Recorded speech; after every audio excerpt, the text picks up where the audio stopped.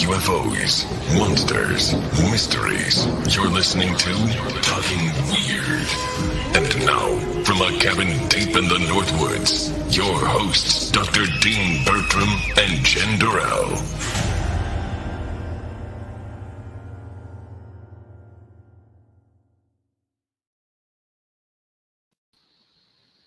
Well, hello, everybody. Your eyes aren't playing tricks on you. The wonderful Jenn Durrell, my amazing co-host, an integral part of the show, can't be with us tonight. But I do have with me an old friend, and I mean that in how long I've known him, not either of our ages, although we're probably both getting up there now. I must have known tonight's guest for about 20 years. I met him first in Sydney when I launched a Night of Horror International Film Festival. And he was perhaps one of the best known people in the cult film scene in Australia. He runs this incredible organization along with his wife, Miss Death, called the Mu Meson Archives. He curates films. He's a DJ. He had this incredible radio show called Naked City, which was probably the hottest indie cult show in all of Australia. And he helped me incredibly throughout the years with A Night of Horror and with my other filmic endeavors. He's also somebody with an incredible knowledge of the paranormal. I thought I had a large UFO library because of my work on the topic for my PhD, but the biggest privately held UFO library I think I've ever seen was at the Mu Meson Archives, where tonight's guest is joining us from right now. So I'm delighted to introduce the incredible Jaimie Leonarder. Greetings, Jaimie. What an incredible introduction. I don't deserve that at all, but it's an absolute pleasure to be with you on this incredible program, Talking Weird. Well, it's just a delight to have you here. I normally have a written intro prepared for people, but I've known you for so long. I'm just like, I can talk about Jaimie without a prepared intro. Now, we had you on before, and it was just an incredible show, but I'm not sure. Our listenership's probably changed a little bit. Some of our audience has come and gone. So maybe let's start by talking about how you got into UFOs and into the paranormal. Well, I think for a lot of people, they've had a trigger incident. And I had an incident that I haven't really been able to do much research on because it happened to me at such a young age. And it was basically an adolescent in primary school. And it was a similar case to, I believe there's a great book that's come out in the last couple of years called Schoolyard UFOs. Dennett, I've forgotten his first name, which actually puts together 100 cases worldwide of incidents in schools. And this happened in my primary school. I taught in primary school here in Sydney on the North Shore. And we had two football fields adjacent to the school. It was lunchtime. We were all out playing around. And we noticed what looked like a rather large elliptical, possibly weather balloon, but there was a bit more detail to it than a weather balloon. But the odd thing is, Dean, it was hovering and hovered for the entire lunch break, only a couple of 100 meters above these two adjacent football fields. And unlike Westall, none of these objects landed. Well, this one object did not land, but it stayed in that one spot. And from that point onwards, I can remember the teachers, especially the next day, debunking it as a weather balloon. And I was thinking, well, what is a weather balloon doing that low and in this area, even at that young age?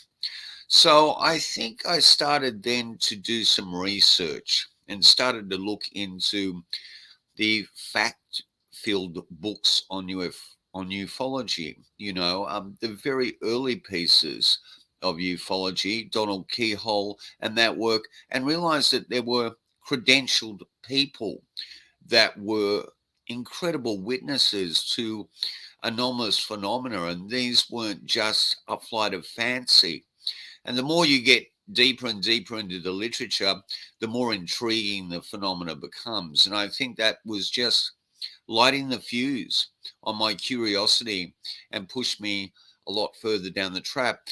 Years later, I did meet another person from that school that remembers the same incident, not with the same sort of clarity, and dismissed it a lot more easily into a prosaic forum.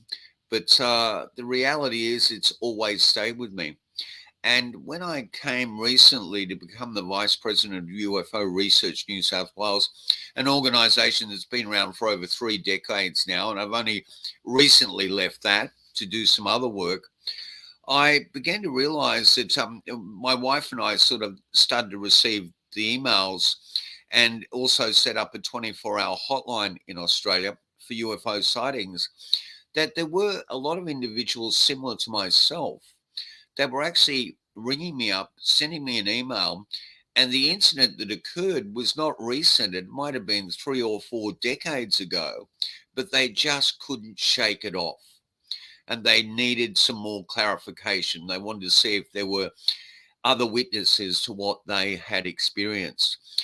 And I think because of the way this subject matter has been treated in culture, with the amount of ridicule and skepticism, the amount of noise that this signal has gathered, is that it has been swept under the rug.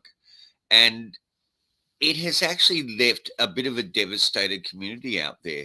People are suffering all sorts of mental aberrations because of what they've experienced, which makes it a lot more difficult when they actually come to testify or give a witness statement.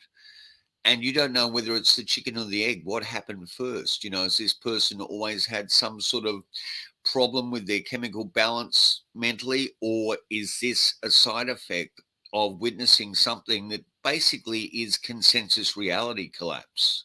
And I think we've been so conditioned into our notion of this three-dimensional consensus reality that subjects like this are dismissed. Yet you and I are so aware that the totality of evidence that exists in the public domain is beyond a court of law, sanctifying this as case closed. You've got a genuine phenomena here.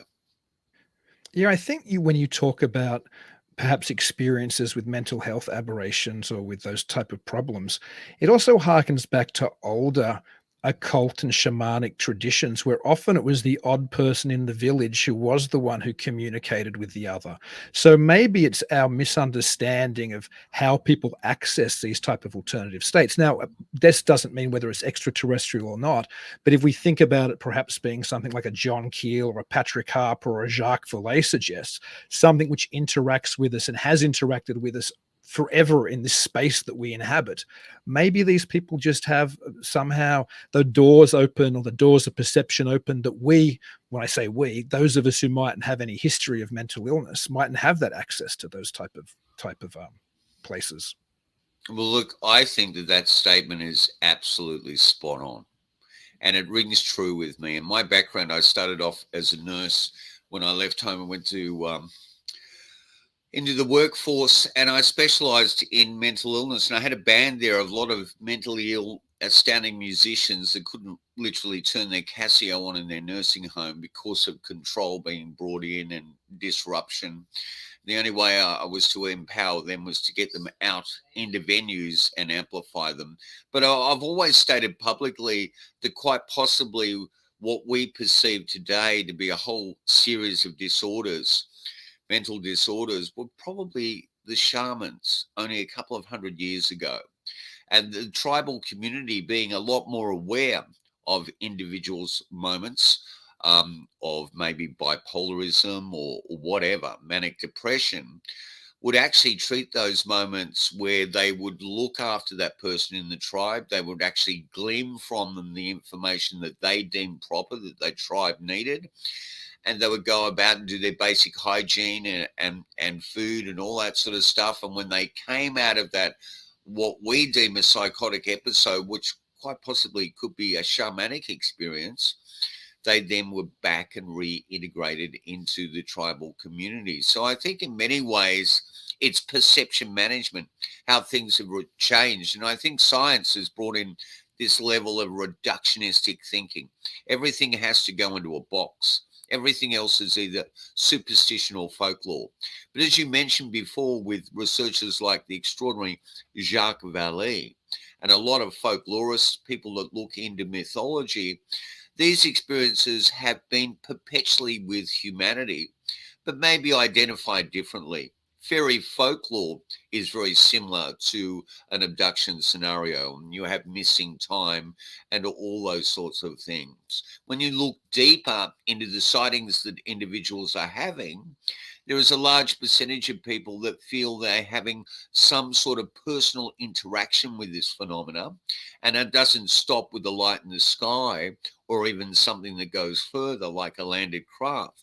It may be affecting their house and affecting their electrical equipment.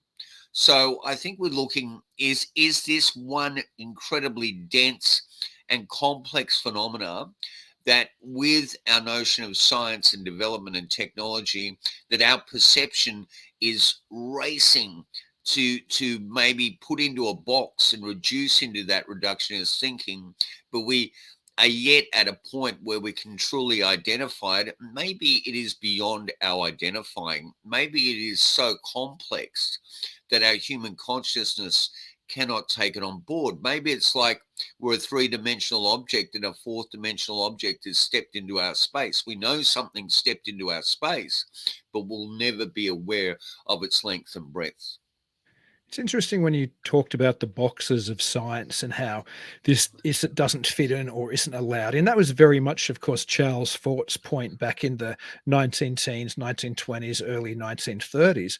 And I find it interesting that so much of ufology seems to ignore Fort's warning or Fort's suggestion that science, because of its structure, it's a sociological endeavor, as Thomas Kuhn, the famous philosopher of science, told us some 50 years after Charles Fort wrote about it.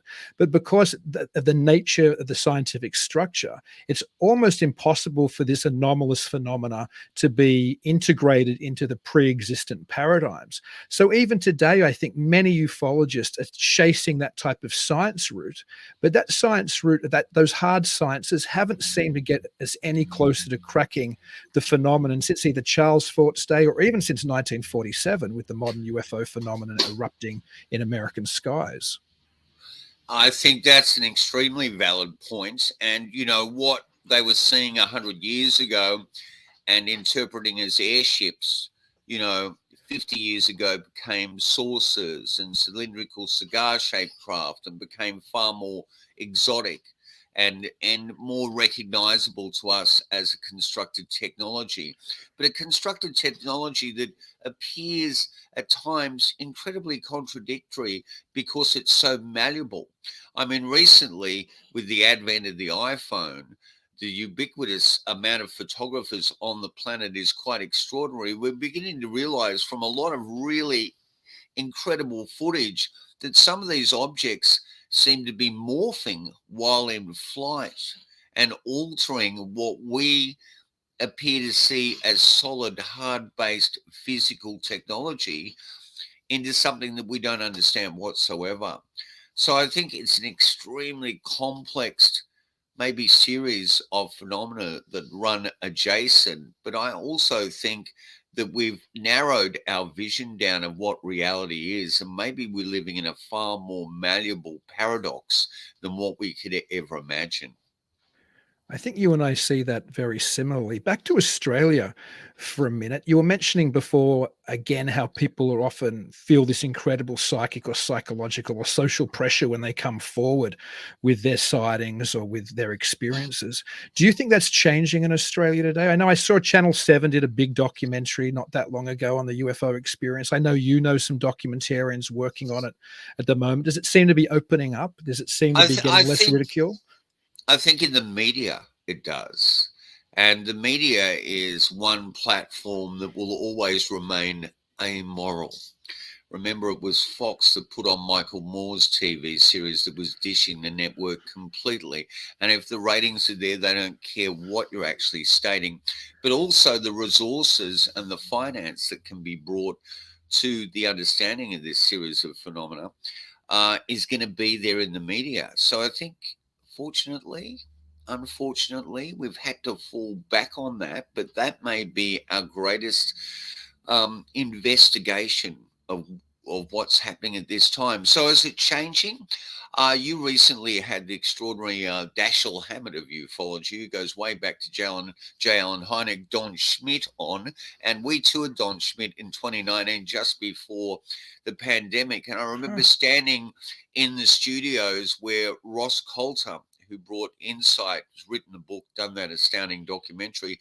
It's Channel 7. They've always had a history of doing at least every decade a really phenomenal documentary on ufology. I don't know what that is. I've got one dating back to the 70s that I don't think they even own an original copy of. I've got it on 16mm. It's by Roger Climpson, and it's primarily about New South Wales, but it goes into the greater Australia. And maybe in this new program we're piecing together at the moment with this production company, the glimpses of that documentary will reappear for the first time. I think the media, yes, I'm still very worried about the public domain. You know, there's so much noise, and this is a cliche, attached to the signal that is ufology. There's pop culture, there's the exploitation in media, there's film franchise, there's TV series, there's literature that walks the line. And I don't think as much in this country, but I know in the US and Europe, that if you spin a good yarn, maybe you can actually finance yourself with a couple of books and a documentary behind you. It doesn't necessarily mean that yarn is real. And my motivation, my wife's motivation from being therapists and working out there with people that have suffered mental illness is, you know, I don't want to see people marginalized. I want these narratives to breathe, and I want them to breathe as much as scientific reductionism. And we wouldn't do this to people today in this woke world when it comes to their religious affectations, the way that they see the world from a religious perspective. The trouble with ufology is it seems to cut a knife into all those notions, our religiosity, our notion of ourselves, our notion of ourselves in the wider world. But my motivation, my wife's motivation, is primarily to get to the people that are experiencing this phenomena, give them some support and some strategies to be able to reintegrate this experience and get on with their life and survive. I meet lots of people that they can't even speak to their husband or their wife about it. They can't speak to their kids about it. They can't speak to their neighbors about it. So no wonder I get emails going, there was an incident 30 years ago that won't leave me. Can you just find out if other people have experienced that and written something up? So I don't need an explanation for this. And I also, like you, hold a bit of cynicism in my heart when it comes to authority and power. And I would like to see the notion of reality, as we see it, cracked to smithereens. I want it to be rebuilt from the ground up with a lot of kindness and a lot of, perception changing and the ability for us to support. And I hate the word tolerance, but tolerate, what else is around you, different ways of perceiving existence. Now, globally, I guess the UFO culture or ufology has been so focused on the Tic Tac videos and the release of that information, and then the ongoing Department of Defense announcements and the recent hearings in Washington. So I think particularly in America, we can miss what's going on in the rest of the ufological world. Has there been any standout cases or standout sightings in the last, I guess, decade? I've been gone for about 8 years now, so I probably missed anything within the last 8 years or so. And every day we've deeply missed you. Look, you. let me digress back to that point I was getting about having Don Schmidt in Channel 7 studios and also doing a piece on the news about the Tic Tac footage myself. It was the first time I'd ever stood in a TV studio and realized that we weren't being edited, that the X-Files theme wasn't coming up underneath us, and that the journalists were taking this information with a sense of seriousness. So I think, yes, things have changed on a media perspective out there. I think now a lot of streaming networks, have a look at the Travel Channel, for God's sake. Are you traveling anywhere but to a paranormal or ufological destination these days? I'm glad it's there, but is that the Travel Channel? It's quite extraordinary. So I think on that level, great. But I know, and especially because of this pandemic and what's happened politically, primarily from the country you're living in at the moment, that the lines of division have become sharper.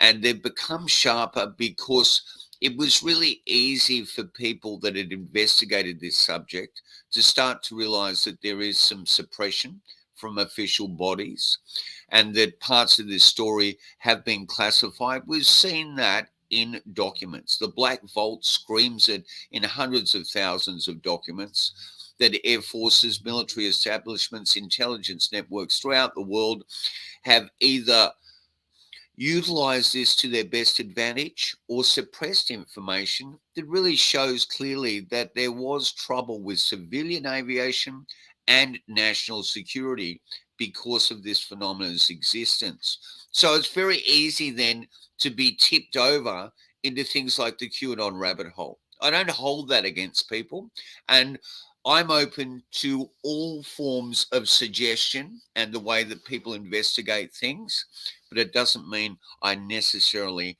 have to fall into that well myself. And I want to stand back from that well because with these lines being sharpened, the notion of conquer and divide is back in play, and it's working quite effectively. And whether we are looking at an absolute reality in terms of all the knowledge that's in the public domain and has been said to us by officialdom in terms of the pandemic or not, I think what they've done is probably utilize this as a great time for a psyop to get the public into a quandary. We're fighting amongst ourselves. We're not looking at that bigger picture. And that's one of the biggest frustrations I see at the moment. The media is approaching this from a very different point of view than they ever have. But I think down at grassroots level, we're still in as much trouble as we've always been. And we need to show some kindness and open-mindedness to each other, no matter how we perceive, especially what's occurred in the last couple of years. No, I think that's a great attitude. In Australia, there are cases which, if we take the Tic Tac videos as the kind of, the entry point everybody's aware of now, there are cases that to me almost seem like they're probably an entirely different phenomenon. Like the Min Min lights to me seems like it's something potentially very different to what's being captured by US Navy fighter jets. Do you have a feeling that there's some phenomenon down there which is, or anywhere which is different to say the Tic Tac videos? Absolutely, and I think it's that way worldwide. But also it's the correlation of information. If we have no real effective reporting agencies, and I'm saying there's a lot of great work done by UFO research groups, especially in Australia. UFO Queensland has done incredible things. Just look at their YouTube channel in terms of archival information. It is astounding. So praise to the Gotchals there. But the trouble is, this is rather complex. It's different perceptively with each individual, whether there's footage or incredible evidence left over. And I just think we've got to look at this thing from a geographical perspective. The US is a rather large landmass, but so is Australia. But one of the major differences is you feel you're middling. We live in the coastal areas, and we have this vast continent where there are just hundreds of kilometers of literally forest or desert plains. And it's in those areas that the incandescent light that is a pure distraction from a built-up CBD is not there. And people are starting to experience and see things. I've always thought Australia was an incredible window of high strangeness, to use a Fortean cliche there, because of its geographical notion. It's just incredible continent with a lot of land, and people that are out there on that sparse land, they know their star fields, they know the land they're on. So when something occurs, they know that something different is happening. And, just like Americans, I'd say American farmers, they are the most tenacious, practical, pragmatic people. And you've got to stop and listen to what they have to say when something unusual occurs in their environment.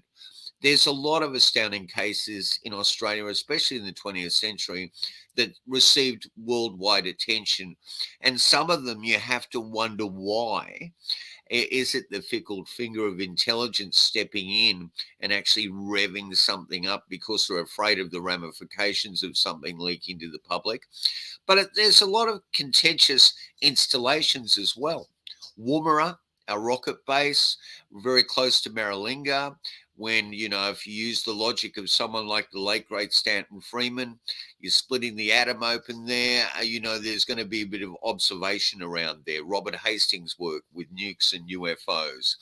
That's fascinating. Northwest Cape in 1973. And if you actually go up on Google Maps, it's beautiful to look at this because it's one of the largest antennas in the entire world.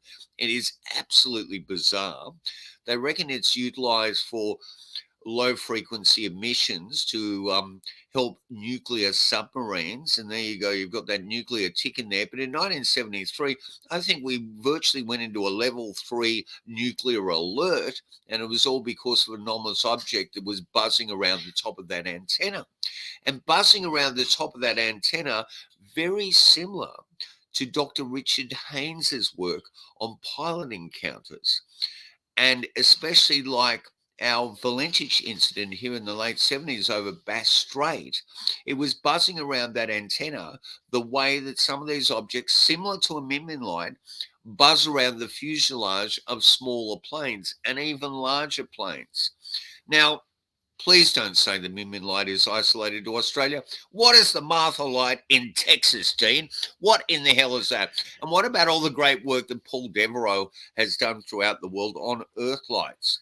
Now, I've spent quite a bit of time in the Nullarbor Desert, did a program for Radio National, a potted history on ufology in Australia called To Catch a Flying Star. It was so popular, it came out on cassette. You can go up on the UFO YouTube site and listen to that. You can go to our Patreon site. And that time I spent with ruse shooters, they said exactly what we were saying at the beginning. How contradictory and ironic is this phenomena? One night you see it, it's in the distance, right? And people should understand that a ruse shooter, his life is dependent on the amount of kills he gets out there. And we do have a bit of an out of control feral population of kangaroos. And kangaroo meat is very good meat, not just for yourself, but for your animals as well. You're going to find there's less additives and preservatives. There's none in there. It is great game meat. So as much as I love kangaroos, they can be causing a problem. I'm just putting that up front. They're out from sundown to sunup. And if they see a light anywhere near them, it's going to be to them a potential poacher. So they have to stab it and steer it. They have to identify that light. Is that someone disturbing the economy of their paycheck at the end of the week? So they stab it and steer it, and that light remains at an equidistance. And then the next night, they're out there, and that light dive bombs them. But there are incidents in this country where Midman lights have turned into solid, dome-shaped flying saucers, have fallen straight into the cliche. And again, consistencies that occur with people feeling like there's a personal relationship. This object is actually looking at me, and it is doing things based on my consciousness. Now, we saw that in the footage that the US Navy has taken ownership of in the Tic Tac, where probably one of the best eyewitnesses in the world, don't you think, is an F-18 Super Hornet pilot? I mean, really. Can you get a better witness than that, who's got a canopy full of like FLIR infrared equipment, radar, all that stuff happening, and then all of a sudden that Tic Tac was able to estimate where the next flight path was before he'd vectored onto it. It's that same experience that individuals are having out there where the Midman light definitely seems to be able to predict what their next movement is. Fascinating. Some telepathic response, maybe, who knows? But there is a direct relationship with us. And so that's why at times I steer away from any hypothesis. The older I get, the more I research, the more I investigate, the less I feel that there is a need for a hypothesis. And that this thing at the end of the day seems to have an extraordinary relationship of understanding the individuals that are experiencing it. It seems to know us better than we know ourselves. We have not far from me an area called the Driftless area. It's over when you drive towards Minnesota from where I am in Wisconsin. And it's a part of the world where when the glaciers move through, apparently they mist or they force things up. So it's very rocky and it's very hilly and mountainous compared to most of the rest of the state. But it's a window area where people see black cats, where they see UFOs, where they see Mothman, where they see all kinds of things. My only experience of a window area in Australia, or one I know about, is the Blue Mountains. Yeah. Could you talk a little bit about that, or another window area perhaps there? Well, isn't that fascinating? Because the Blue Mountains were very close to where you lived in Sydney. And I think if you lived geographically somewhere else, you'd probably know numerous other window areas. But Katoomba and the Blue Mountains is steeped in incredible mystery, is very sacred in terms of our indigenous population, and they're still finding works of sacred art there in cave systems all throughout it. I hope they don't find any more. I hope that stuff remains preserved. But I mean, even the astounding David Pilates from Missing 411 has come out here and investigated cases of anomalous disappearances up there. There is a valley that I think the indigenous word, of which I cannot remember, is translated into the Valley of the Hairy Man. So our Sasquatch, our Bigfoot over here, is called the Yowie. It goes under many different dialects for many different mobs of indigenous clans throughout the country, but that's the predominant name that's come into the mainstream. And if you go up onto YouTube and look at Dean Harrelson's work from yowiehunters.com, I think you'll be amazed. There is an evolution in his and his wife's research there that is absolutely profound. Now they're animating, they're putting in topographical maps, and they have endless eyewitness accounts that are just breathtaking to say that we live in a very close cohabitation with a parallel hominid that's probably much more astute and geared to the terrain of planet Earth than we are. So it's really quite fascinating from that perspective. Things like the Min Min light have been around for thousands and thousands of years in terms of our indigenous culture. And they're beginning to realize too, Dean, you'd be aware that now the question of, Mesopotamia being the cradle of civilization, well, maybe it was Australia. Recently at Sydney University, there's been some extraordinary work. Now, I may get the first name wrong here, by a scientist, David Wang, I think it is. And it's something similar to fast radio bursts. And they believe that there is a very clean hole in the star system of deep space that comes all the way from the Milky Way straight down to Australia. And this scientist is now receiving signals that are really odd to interpret as like a quasar or some other anomaly astronomically that seem to be some data dump to this particular continent, which is quite fascinating. So who knows? I mean, fast radio bursts have really replaced the notion of SETI and the WOW signal, and still remain rather questionable. But we're living in an extraordinary time, and I think we always have been. But what about Harvey Loeb? What about, one of the world's leading physicists believing that Oumuamua could have possibly been a piece of an extraterrestrial craft? Yeah, that is a fascinating story as well.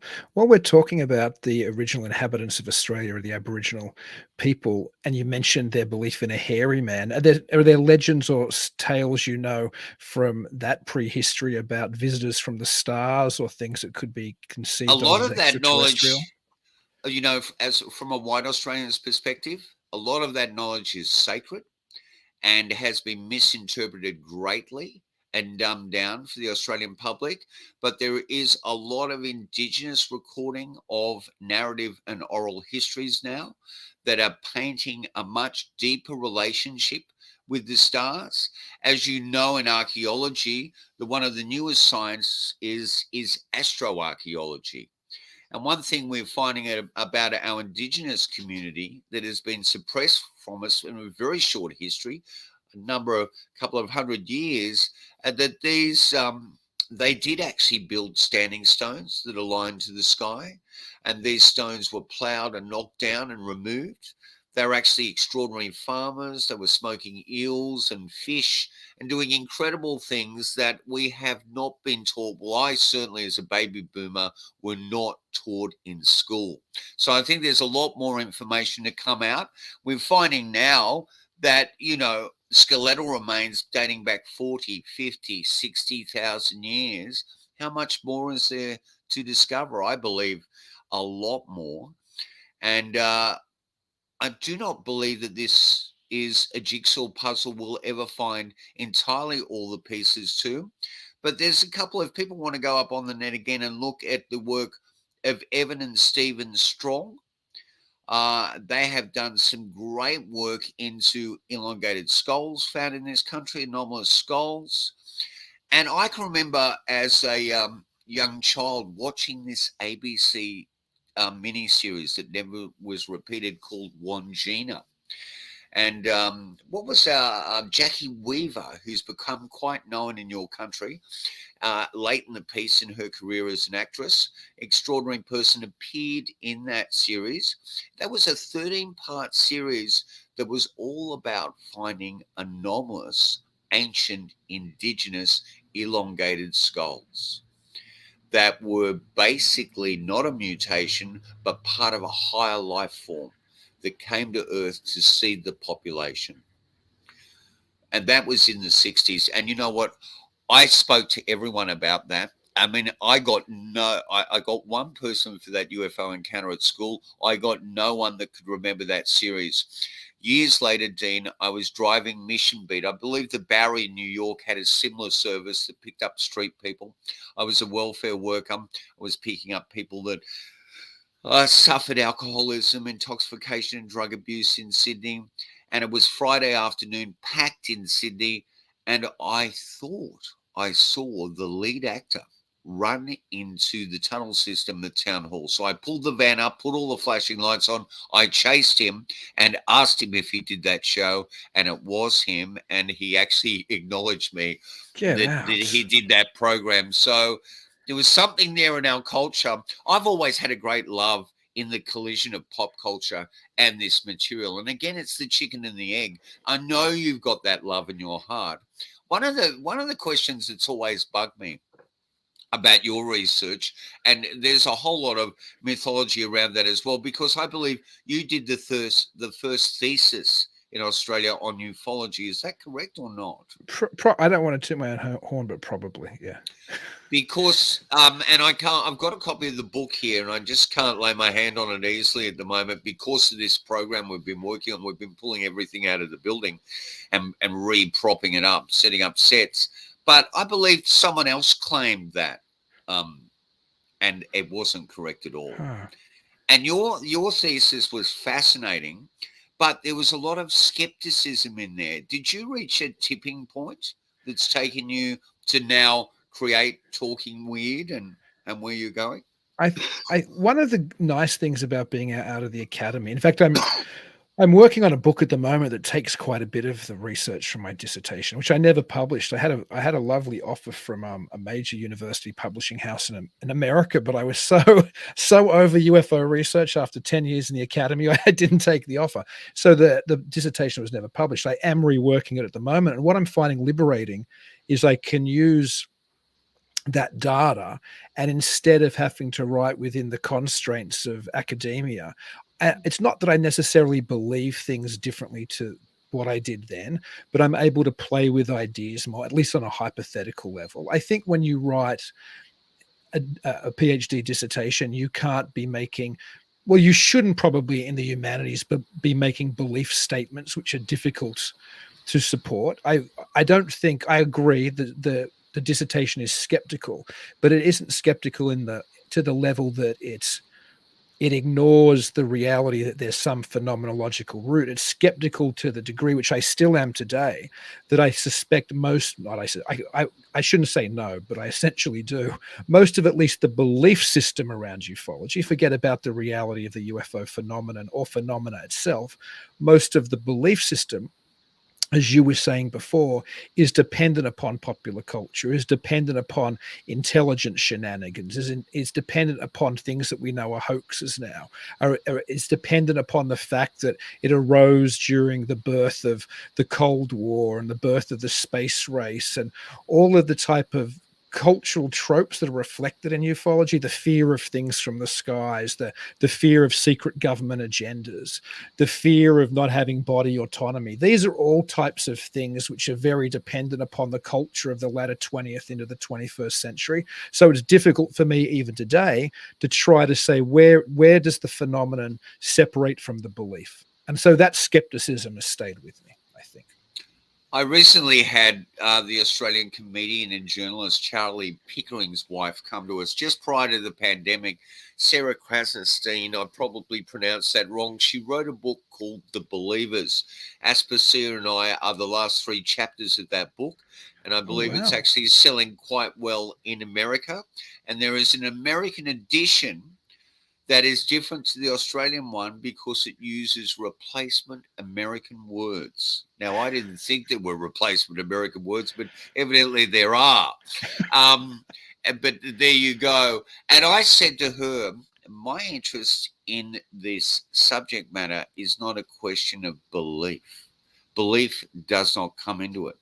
Skepticism is a really healthy way to perceive dealing with unraveling the logic behind this phenomena, if there is logic. But the unfortunate thing is the skeptics to me that I have dealt with do not, they haven't read the concise Oxford Dictionary's definition of what skepticism is. And they should be using the scales of justice to balance eyewitness testimony against scientific reductionism. And 9 times out of 10, they're just bloody, opinionated, self-aggrandizing people. And I've always said to the skeptic movement out here, I did a series of programs with Maynard called Dirty Disbelievers. I've said, if you've got a problem with this subject matter, you need to prioritize your skepticism. There are people making bad decisions at Kmart right now. I think you should get down to the end of the queue and tell them that they should not be putting that food into their body. And what about the tax havens that organized religion have from suburb to suburb across this continent? And they just don't seem to have their priorities correct at all.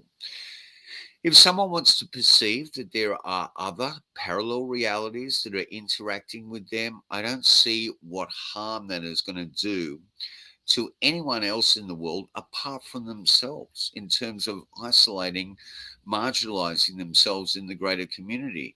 The food that other people eat is going to manifest into their children, their behavior, what they're like behind the steering wheel of a car. For God's sake, get down there and stop that. And what about the tax that's being rorted out of the system by Hillsong and churches like that, humanity?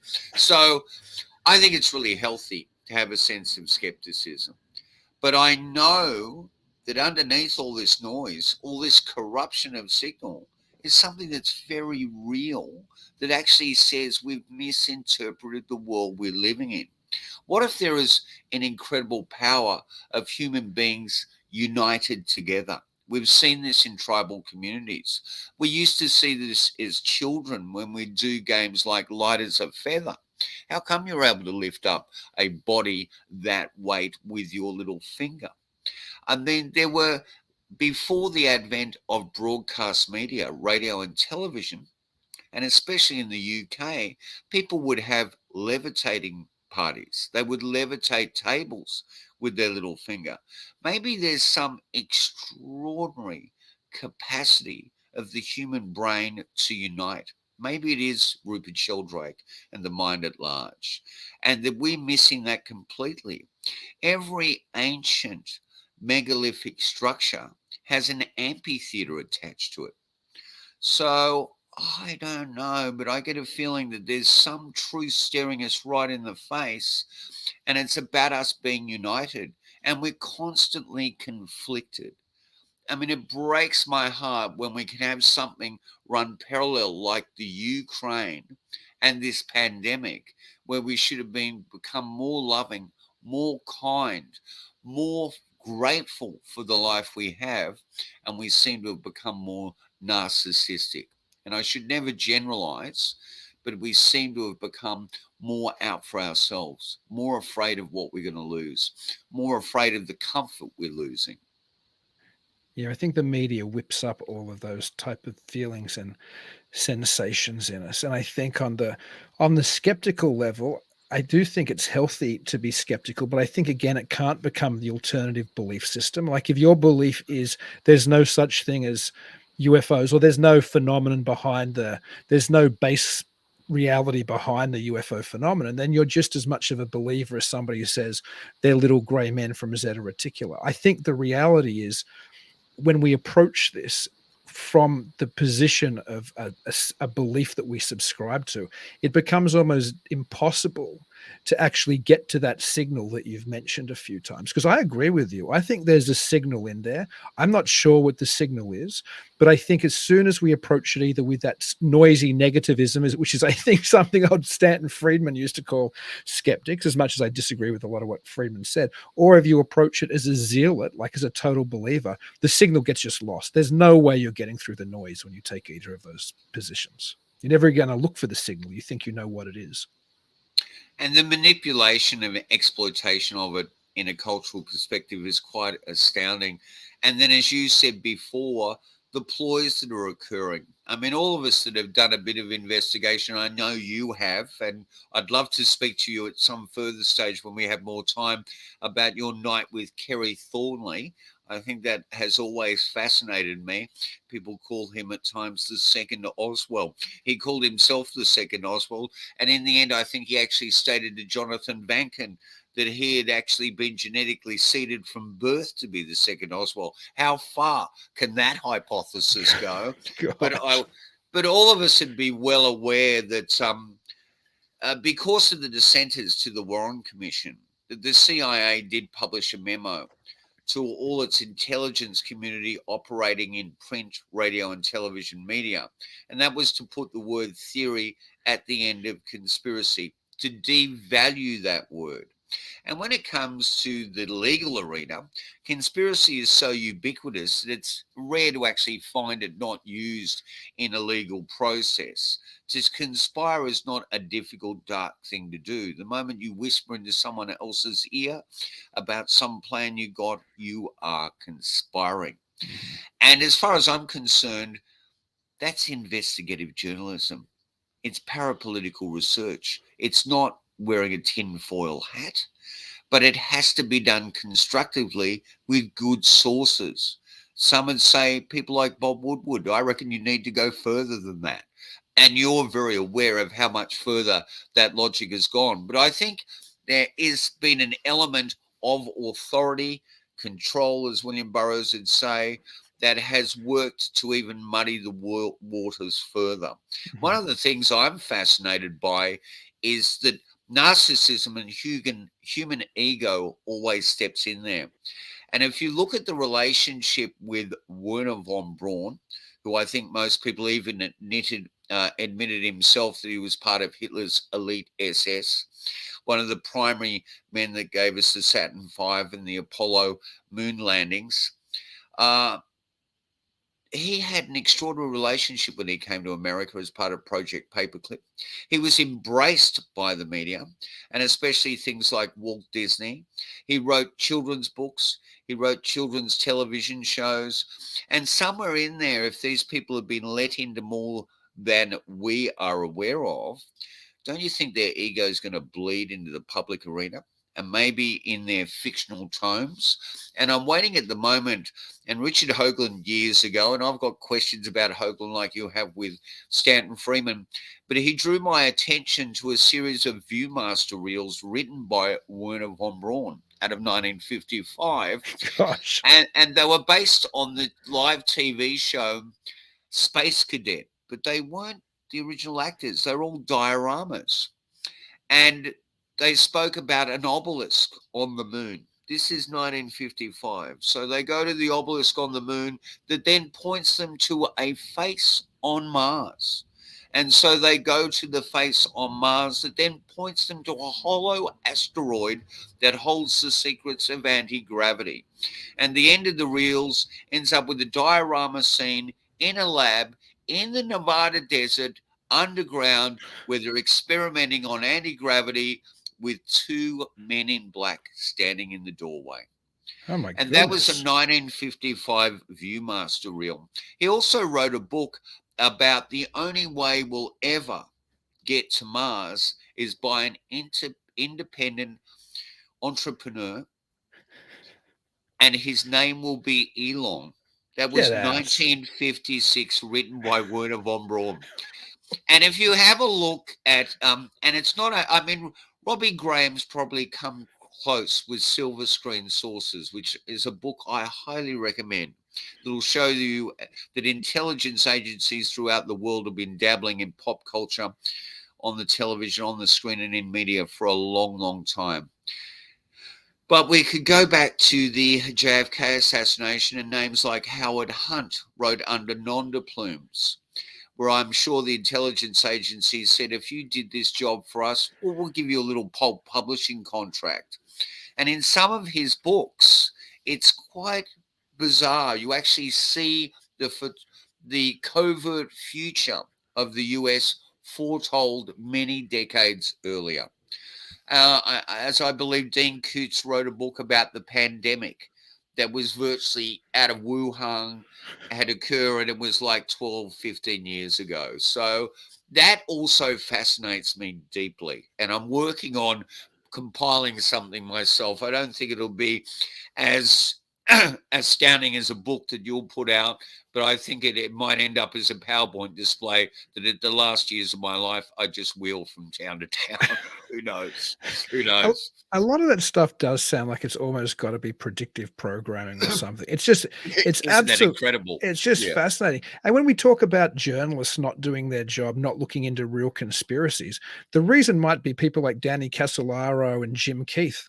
You know, there's a great irony there. Danny Casolaro was looking into all myriad conspiracies, which he called the octopus, and was suicided.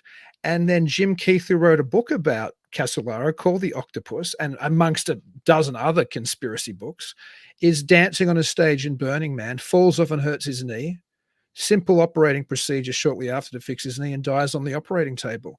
So maybe there's a reason. I don't want to sound paranoid, but maybe there's a reason that an investigative journalist who's smart goes, I'm not going to go down the Casolaro and the Jim Well, I Keith mean, route. how do you commit suicide? You know, what an extreme way to commit suicide, virtually sawing your left wrist off. I mean, that is just extreme.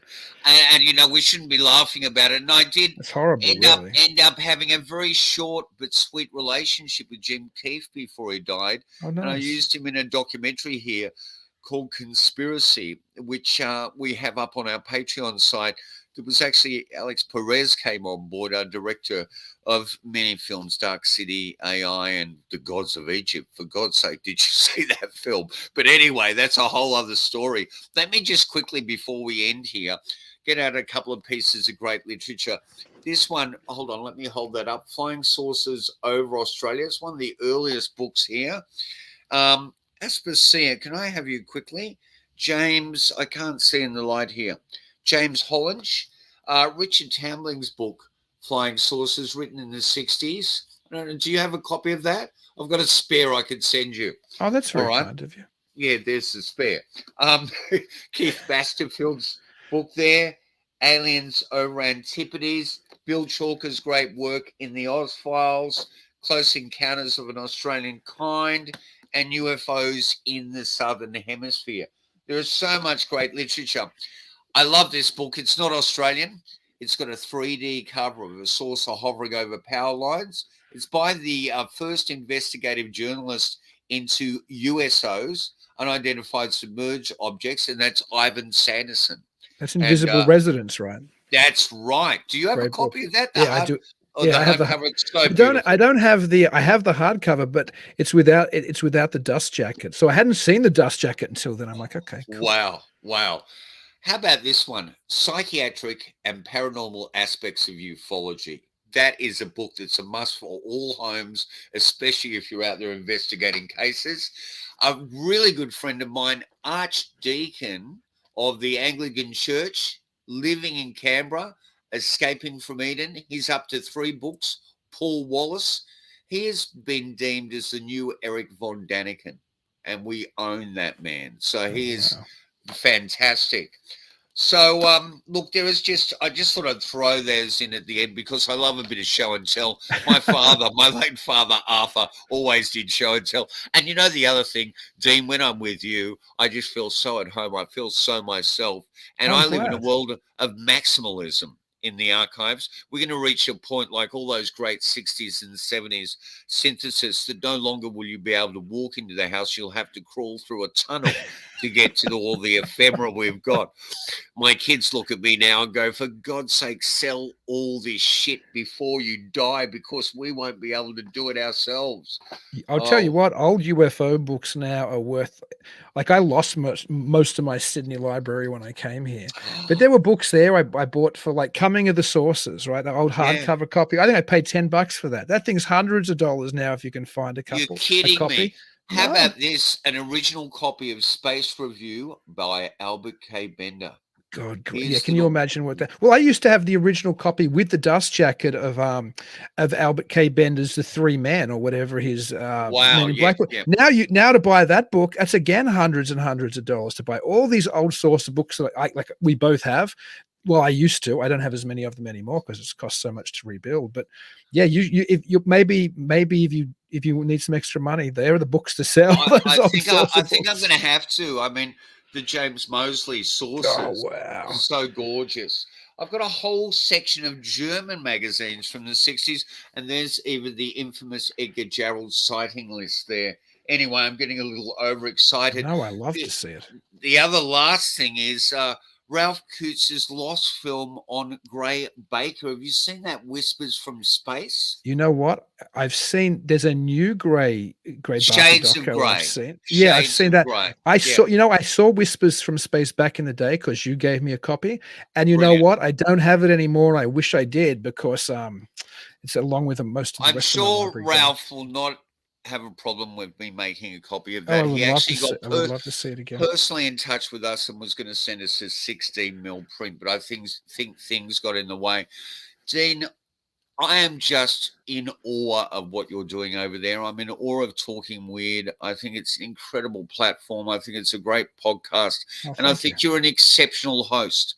And you're an exceptional host because you do not judge. You don't bring your way of perceiving these alternate realities into play. You just let the stories breathe. And when they breathe, the one beautiful thing, no matter how you perceive this series of phenomena to be, is that your imagination just starts to sing. Well, that's such an incredible compliment coming from you, Jaimie, one of my all-time favorite broadcasters. I have to tell you a funny little anecdote because you brought up both Mosley and Barker. Did I ever tell you I had a drunk with Mosley once in Florida? He would have been astounding. He's one of those rough diamonds. You know, he'd be fascinating, but you want to strangle him at the same time. It'd be sort of like such a hard position to be in because he's a bit of a scallywag too, isn't he? Oh yeah, it's one of my favorite memories of my UFO research. Sitting with him in a bar in Clearwater, Florida, and him just buying drinks and telling stories about the hoaxes that him and Gray Barker got up to. It was just hilarious. Funny. The Gray Barker story is fascinating. It's a very sad story in many, many ways. It's an intriguing story. And it's one of those stories that sort of, in a way, exemplify the conundrum of ufology. And I'm sure that Gray and Jim had incidents that they would deem incredibly real. But because of the way that the phenomena have been dealt with in the public domain, they were forced late at night in their boredom and isolation, their ability to not come out and fulfill their own sexual needs publicly or whatever, to start hoaxing things. And, you know, Light Years by Gary Kinder was a fascinating book when it came out in the 70s. And those photos of Billy Myers are just so profound. How can a one-armed farming peasant get the most beautiful Swiss, you know, manicured lawn hills with the most remarkable saucers landing on them, and you go, they all have to be hoaxed. And certainly some of them look distinctly hoaxed. But I have seen photographs dating back to the early 60s, where as a child, he was filming the same things. And were they hoaxed? So here's the conundrum we sit in. And I think that hoaxing, like misidentification, people are a lot smarter than what the media, what the pundits, what people blessed with exceptionalism and narcissism believe them to be. The amount of apps now to know what is in your hemisphere of sky above you is quite astounding. The amount of knowledge people have is evidently recently, I think in Kiev, just prior to, the incredible toll of human life there were swarms of what people perceived initially to be drones. Do you know about these incidents? I've heard a little bit about them. No, fill us in a little bit more. And they've turned out to be something beyond a drone, initially identified as drones, but moving too close together to be drones and to be up in the air legally. So initially they were dismissed as probably some preliminary part of the warfare there. So I think that people are incredibly smart. They're incredibly logical. And then if they do see something odd in their skies, it's about time we actually looked up and paid attention. Maybe we're spending too much time looking down on the iPhone. Well, I think that's some good advice for the end of the episode. Watch the skies, like they used to say in the old days, and watch the lies, I would say, because there's a lot of disinfo. But how do people get a hold of you, Jaimie? And by the way, it was such a joy to talk to you again. It's times like this I really miss being in Sydney, which I don't miss much. But when I get to talk to an old friend like you, it's wonderful. But how do people get a hold of you? Because everything you do is so fascinating, just incredible. Well, and we miss you deeply as well. We miss your kinship, and we miss the fact that you're one of those few people that I know that in your company you feel elevated and you feel the power to do more than what you're achieving. And there's not a large number of people I can say that about, and you've always done that for the wife and myself. We have, since the pandemic, we've had a Patreon site, so that's over the edge of a paywall. I think it's $16 Australia a month. It's www.patreon.com/Mu Meson, MUMESONS, all lowercase. Or they can actually get to me under my entertainer's nom de plume of Jay Katz on that terrible Facebook. So just look me up as Jay Katz. And you know what? Keep an eye on Patreon. Keep an eye on our page there, because we certainly do have to sell off some of that ephemera. I'm 63. I've never actually done the healthy things in my life. I don't go to a gym. I just carry a box with tens of kilos of vinyl in it to venues. And I consider that's the healthy lifestyle I'm participating in. But even ending this call is making me sad, because it's just great to have a very intelligent, erudite conversation with a colleague of your, just your integrity. Well, thank you. I feel the same way and more. And people should support you on Patreon. You're to be honest, you and Asper are both national treasures.